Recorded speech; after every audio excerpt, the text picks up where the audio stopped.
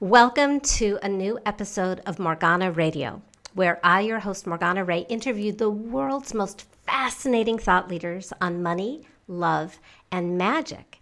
And today I am interviewing the business dominatrix, Arlene Battishill. And here's what's so interesting about Arlene, because today she's going to teach us about the fastest path to the cash. Arlene lost her corporate job and then started a whole new business with an invention and brought it to market at the height of the recession. Yay! And then stuck with it for 7 years before hitting pay dirt. And she's been on Shark Tank. And I have to ask, how does a person who took 7 years to make any money, how is she an expert on the fastest path to the cash? So tell me about that, Arlene. Well, if we back up just a little bit before we get into starting that business, you have to recognize that I started at a place in my life where I had about $500,000 a year in income, and it evaporated overnight along with everything else that I had. And instead of running to try and find another job in my industry, which was never going to happen again just because of the nature of the recession, I had to figure out what I was going to do. And, when you're bleeding or hemorrhaging money at that point, you don't have the luxury of going, woe is me. All you can do is figure out what's your next move so that you can figure out how you're going to pay your bills. And when I started the company, I knew that there wasn't going to be another job anything like what I had or the income that I had. And so I essentially had to reinvent myself. And I figured, well, one thing I knew for sure is that I was never going to trust my future to anyone. Mm-hmm. And I would never be held economically hostage to anyone ever again. And that was the lesson coming out of the recession. And so I decided, you know what, if I'm going to lose my money, I'm going to take charge of my money and my portfolio. If I'm going to lose it, I'm going to lose it myself. If I'm going to lose my money, I'd rather invest it in something that I have some control over, namely my own business, than to trust it to somebody else. And so when I started that business, I thought, okay, I'm going full on in this business, but it's the height of the recession. There aren't going to be many buyers. So it's going to be a long road building this thing. But I had done enough research at this before I started that business to know there was absolutely a market for my product, and that all I had to do was last long enough to get through the recession to when people started opening their pocketbooks up again and were willing to buy. I just never expected it to take 7 years.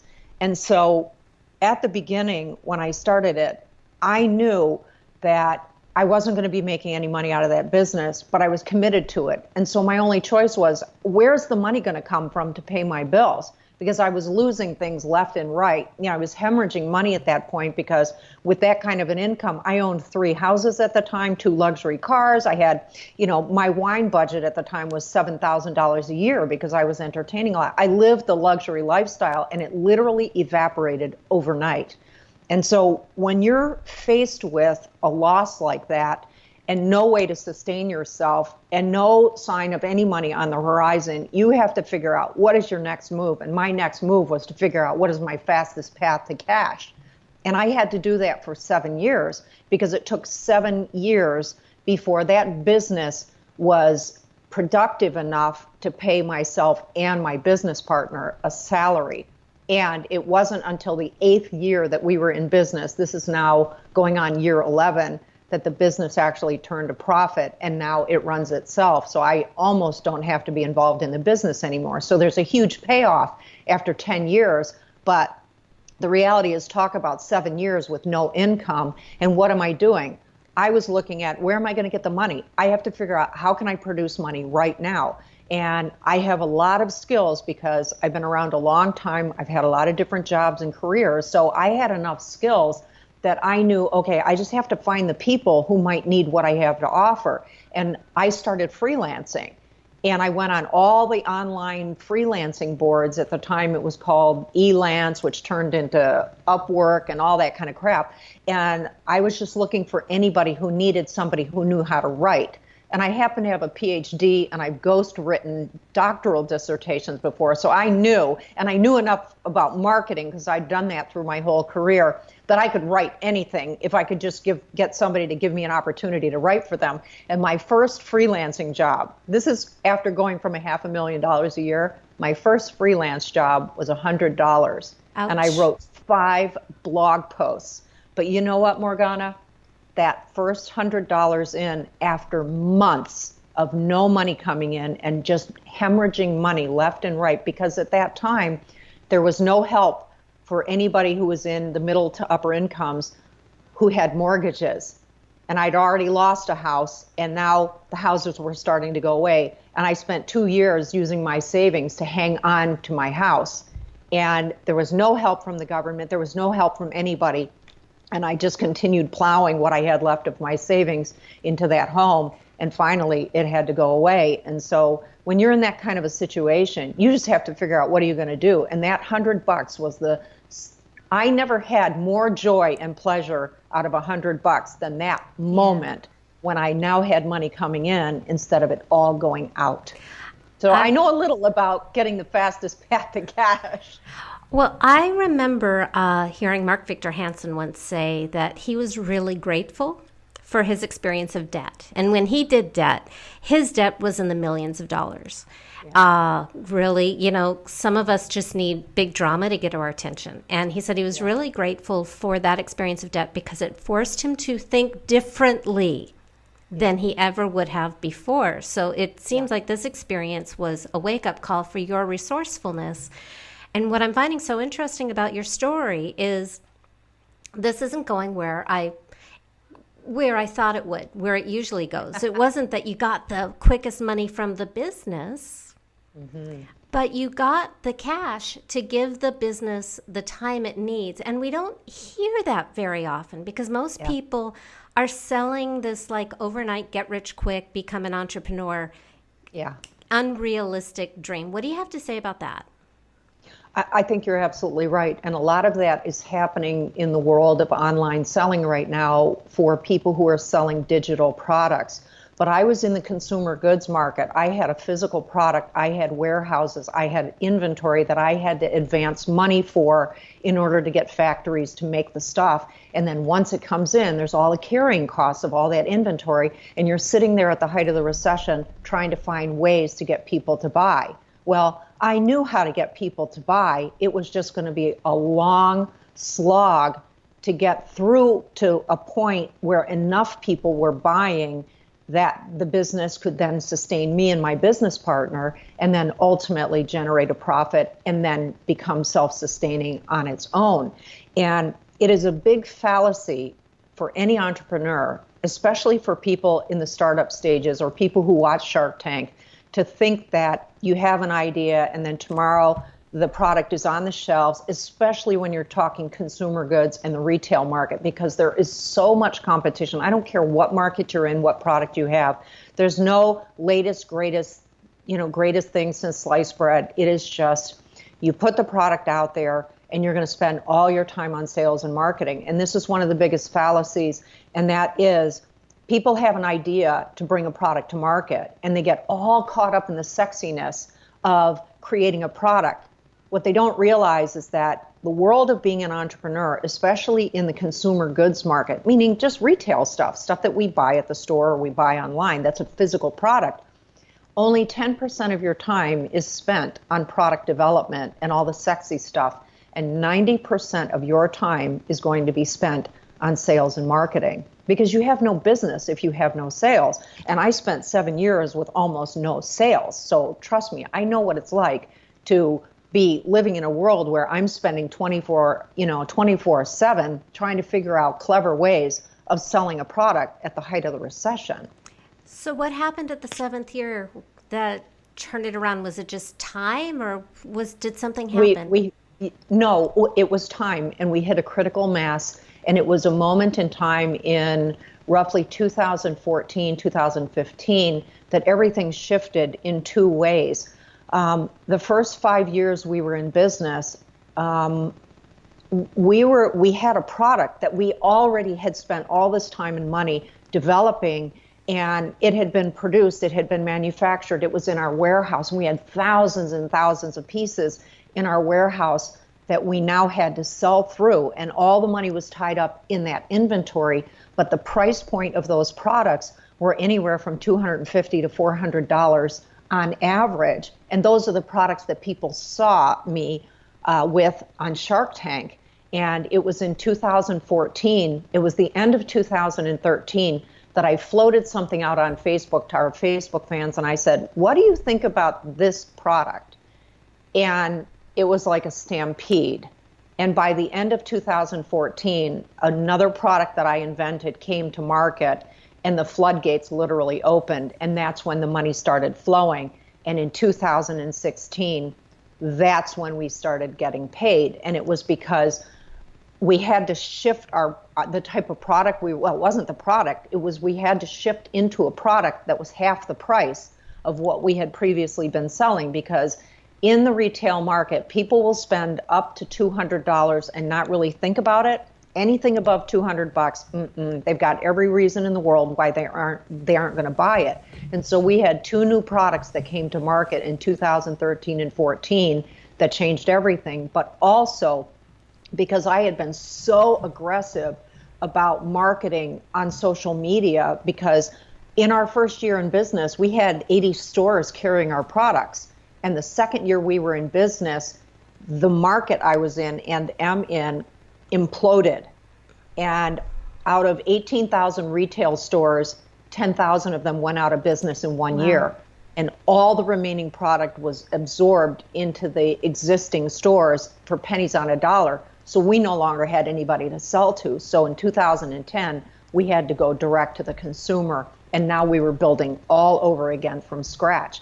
And so I was so busy on social media. I was written up on Huffington Post, and NPR did a story on me, and all these other bloggers were taking note of how there was this company that was out there that was just all over social media long before any of these other companies were on board. There was no Facebook advertising. There was no way to advertise on any of the platforms. And I was making so much noise that the benefit was Google search was picking up everything that I was doing, because I was blogging constantly, and all of a sudden we're showing up all over the internet. So by year 7, the end of year 7, we actually reached a critical mass, because for as much advertising that I had done on Facebook, once we had the ability to use Facebook for advertising, 75% of all of our traffic was coming to us organically, because there was so much word of mouth out there. We had enough customers out there that we literally hit a critical mass, and now it's just running on its own. So you were a 7-year overnight success. Yes, very much so. So how do you help other entrepreneurs? Because I know that's a big thing you do now. What do you help entrepreneurs with to speed up their success and reduce the pain so they don't have to suffer like you did?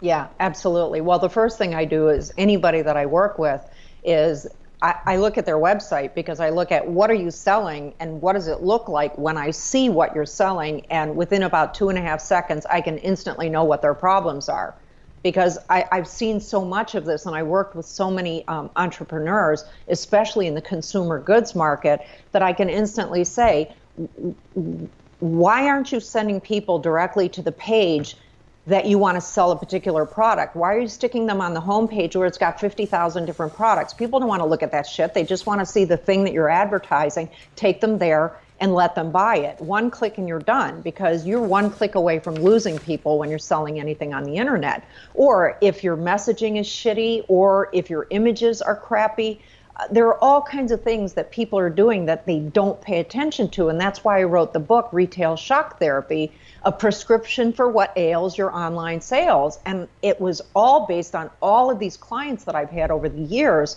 where I was saying the exact same things to them over and over and over again. I thought, screw this, I'm just going to write a book and give them, anybody new, I'm giving you this book, here, read this book, go do all this stuff, and then you come back and tell me if you still have a problem. And invariably they don't, because now they've figured out, oh, these are the things that I need to do. Retail Shock Therapy. And we'll put a link to this at morganaradio.com. But if you are listening on iTunes,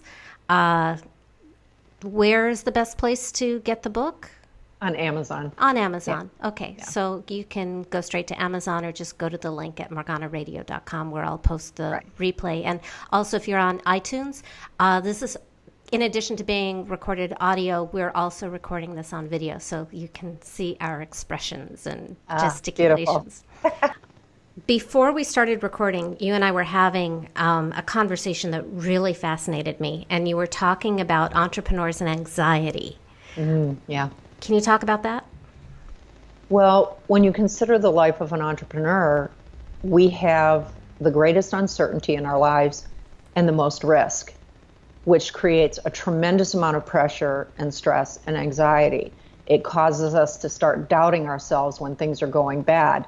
We start to lose confidence. We begin to feel like we're failing our families, that we're letting people down, and we put all this pressure on ourselves, which further compounds the problem where if the business is not succeeding, we compound it by adding all of our emotions on top of that, and then it just turns into a total shit show. And one of the things that I do with people is to help them refocus and get them out of their emotions and the drama-rama that's going on inside of them, to get them to focus on two things. And one is, what's your next move, and what's the fastest path to cash? And that it really is, okay, what's the next move I can make that's going to put me on the fastest path to cash? Where is the cash? What do I need to do to get that cash? Because a lot of times, people are always talking, for entrepreneurs, they're talking about, the fastest path to profit. But you know what? I don't care about profit. Profit is not what pays my bills. Profit doesn't pay my employees. I have to have cash to be able to pay for everything before we talk about profit, because profit comes at the end of the year when it comes down to it. What's your net profit after all of what you spent and all of what you brought in?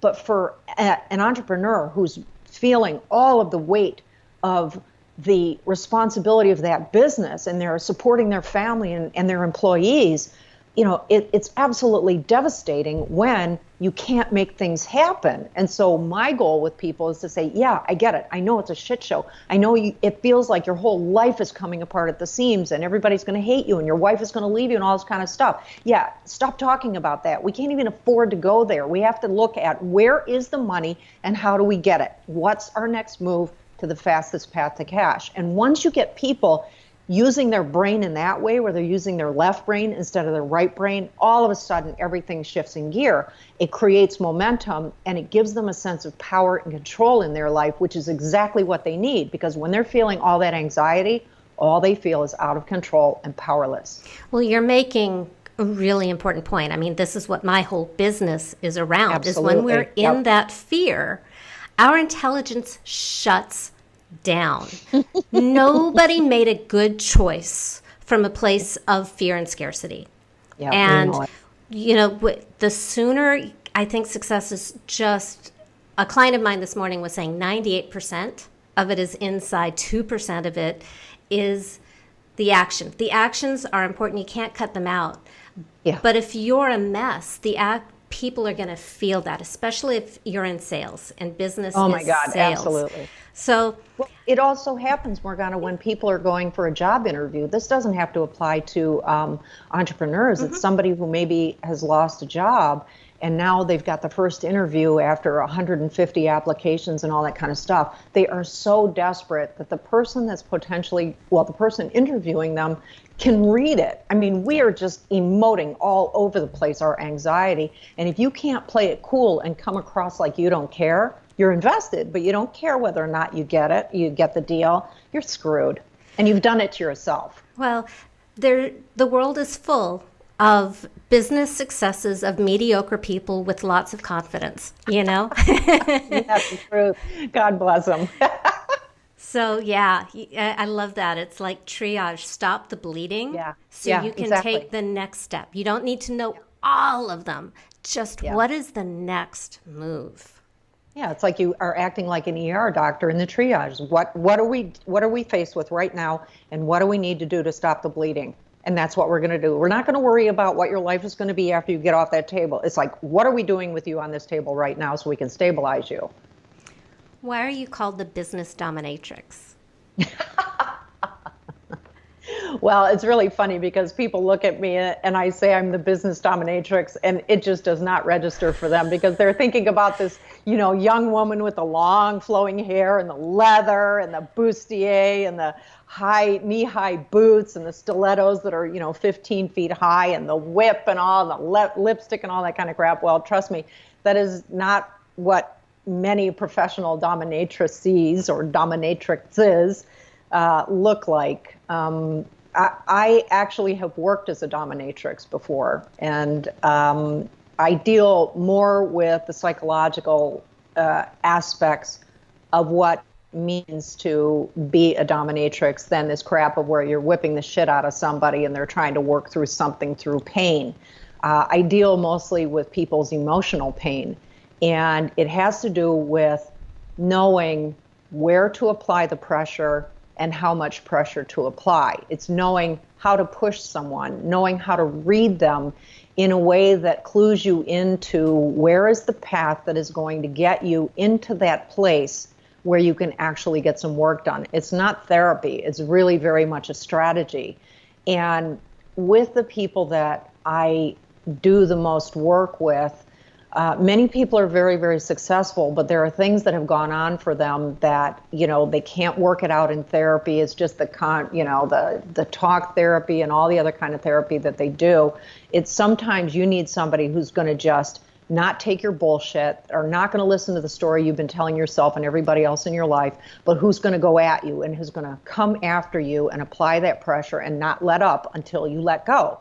And it is, I am a little reluctant to say it in this way, but it is actually a form of breaking people, and it is breaking through all of their defenses and getting them to let go of all of the stuff that they have created of the armor around themselves and the way that the masks and the uniforms that they wear, and to break them through to a place where there was a moment in time in their life, usually when they were very, very young, before things happened to them, whatever that may be, or the events of life put them in that armor. Mm-hmm. There was a moment where they felt the purity of what it feels like to feel love and possibility and opportunity and hope. And that is where I try to get them so that they can feel that. And the distinction between what I do and what coaches do is that I'm still there afterwards, where a lot of times with coaches, we finish up the program and it's 8 weeks long and this is the end of it. When you're working with a dominatrix, this is something where, and I don't work with a lot of people because the emotional investment that I have to make in that person mm-hmm. to go that deep with them, which goes way beyond what a therapist does, is they have to trust that I am taking them by the hand and I'm going to put them on that bike and they're going to have those training wheels on and I send them on their way, but I'm still going to be there after they take the training wheels off. It's a really intense kind of thing. A couple of thoughts came up. First of all, I love what you said about returning them to that earlier place of love. I'm always saying all money issues are love issues. Yeah. And there's a new brand of pretend coaching, which is really more training that has these. Yeah. And by the way, it's very, very useful for marketing to have mm-hmm. a deadline. Oh, I'll get this achieved. But the real old school coaching, because I started my coaching career back when dinosaurs roamed the earth in 1996. So like old school coaching is more of that ongoing personal relationship. Absolutely. So there's room for all of it. But I love what you said about being there for the person. And for the kind of intensity of work you do, holy hell, you cannot have a lot of people or you would just burn out. I hear you, sister. Amen. So 2 things. Mm-hmm. What is, and by the way, this kind of work is not for everybody and it shouldn't be. No. Mm-mm. But oh my God, when you were speaking, I was seeing you with like really the holy grail to high-powered CEOs who have to show a brave face to the world, mm-hmm. And don't have a safe place to get vulnerable and get what they need. So for people who want to break through, what is the next step that you recommend for them? Well, usually I have a conversation with them because I'm trying to determine what's really going on for this person. It's usually, it could be a couple of hours long because I need to get some sense of who this person is and the extent to which they are willing to allow me to do what it is that I do. And they have to decide right up front from that conversation whether or not they're going to trust me. Mm-hmm. And it's hard for people to do that, but there are people that are in situations where they are so desperate. It's much like what happens with people who are suffering from trauma, which pretty much everyone is some form of trauma or another. But you might find a CEO who's got everything in life, but there is this huge void in that person's life because they've got everything, and yet the relationship they have with their spouse is missing a certain level of intimacy, and it's because they themselves can't go there. They won't allow themselves to go there because at the root of it all is an inability to trust that person and let them in. And so, in a sense, I become a substitute, a pathway, and a substitute or a way for them to safely practice what it's like to create intimacy and to have that level of trust and to know that that person's going to be there with you. But it requires a tremendous amount of trust because they don't know me from anybody else. Well, and so, yeah. In my experience, because I have a similar thing of going really, really deep. Right, I know you do. Working with very few people. But what I know and what I trust your people will know is like, I never have to sell. Yeah, me neither. My people, it's like soft butter. So your people will just know. So if you're listening, you know. And for sure. Everybody, there's your book. What's the name of your book again? It's Retail Shock Therapy. It's for anybody who is selling online. It's Retail Shock Therapy, a prescription for what ails your online sales.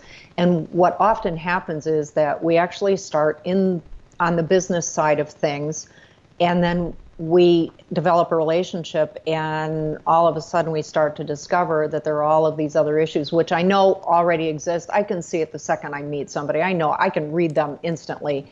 And then we get talking about what's really going on for them. And oftentimes the things that are going on for them in their personal life are what are creating the most anxiety for them, but they can't break through them. And they don't have the luxury of time of spending a year or 2 or 5 in therapy to work through this stuff. And my goal is to help them get where they're trying to go as quickly as possible, which is where the Dominatrix comes in, because it's like, look, I don't have time to spend all the time in the world with you trying to get through this. Either we're going to do this and we're going to go hit it hard and make shit happen, or we're not going to work together. So, see, that's why it's strategy and not therapy. Well, I just love you because you're a sister drama queen. You like dramatic results. So. Oh, absolutely. What other kind of results would you want? It's like people who say, I'm a perfectionist. And I say to them, what? You would aspire to be anything otherwise? What? You're going to aspire to be an imperfectionist? Mediocrity. Yeah. What's wrong with you? Fantastic. So I'll have a link to your website at morganaradio.com. If you want to speak it now, where do you want people to find you? Sure. It's just my first and last name. It's arlenebattishill.com. Okay. All right. Thank you so much. I'm so glad that I met you. You're a gem. You too. And I just love seeing you every day on Facebook. I love the things you post, and I'm an avid follower and a really, really big fan of the work that you do. I have so much respect for what you do and all of the people that you've helped. And, you know, the way that you see money and your understanding of it and how it comes to people and how people can make it happen is really incredibly valuable. And I think it behooves people to take seriously the opportunity to work with you because you've shown the results for the past 20 some years. So yeah, I may be a dominatrix, but you're definitely somebody I'm bowing down to. Thank you so much. That concludes our conversation for today. You can get all the links that we talked about and lots of resources at morganaradio.com. And as always, if you like what you heard, I would like to invite you to subscribe to the Morgana Radio podcast. Your instructions on how to do this are also at morganaradio.com. That's it for now. I will see you next week with another fascinating guest expert on Morgana Radio.